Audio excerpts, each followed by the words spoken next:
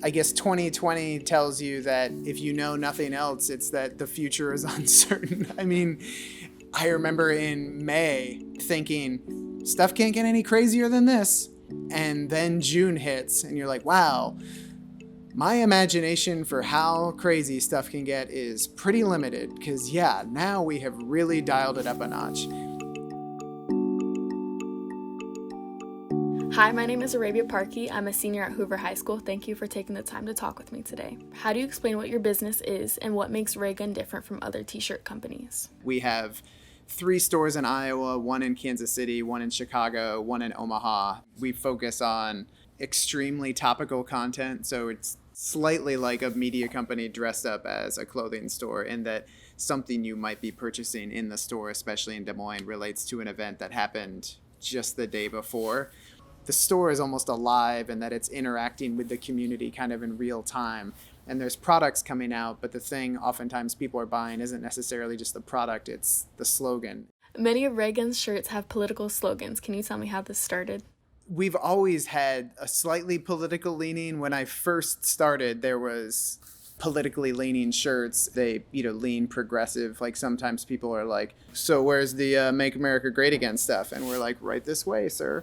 And it's nice when those people stay around and buy stuff too. So there's other things. They're probably not going to buy that one. I don't think we're converting a lot of people politically through t-shirts, but you never know. Maybe somebody is like, I've got an entire belief structure that I built my entire life. And then they see one of our shirts and are like, I'm going to believe the exact opposite now. So you never know. I don't want to sell ourselves short. Have any politicians responded directly to your shirts? Yes, surprisingly. During the Iowa caucuses, every single candidate except Joe Biden came into the store. And I think Joe Biden may have avoided the store because the only other political candidate to come in before this cycle was Hillary Clinton. And when she came in like August of 2016, we were like, oh my God, the next president of the United States is in our store. And fast forward to November 2016, it was like, wah, wah, wah. My school's journalism program has had t-shirts made from Raygun in the past. Why does Raygun make a point to support journalism and student journalists? I came from a family that always kind of like respected journalism. Education, especially through journalism, I mean, public education should be the great equalizer. It's always odd to stand up for something that I view as like so foundational to our entire way of life. It's like, and what about your support of oxygen? Yeah, as carbon-based life forms, we need oxygen. And so public schools are just so monumentally important. So it's been a challenging time for small businesses during COVID. How is Raygun adapting during this time? I think I could probably go an entire decade without hearing the word unprecedented again.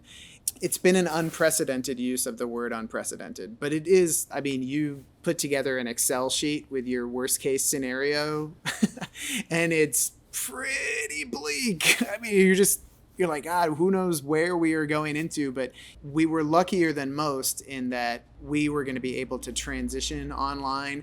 And so I just, hope that we're able to keep on keeping on and that it's, still enjoyable. But everything is hard work and circumstance. You can work hard, but there's still circumstances that are going to be out of your control. And so I just hope the circumstances don't, overwhelm us at some point.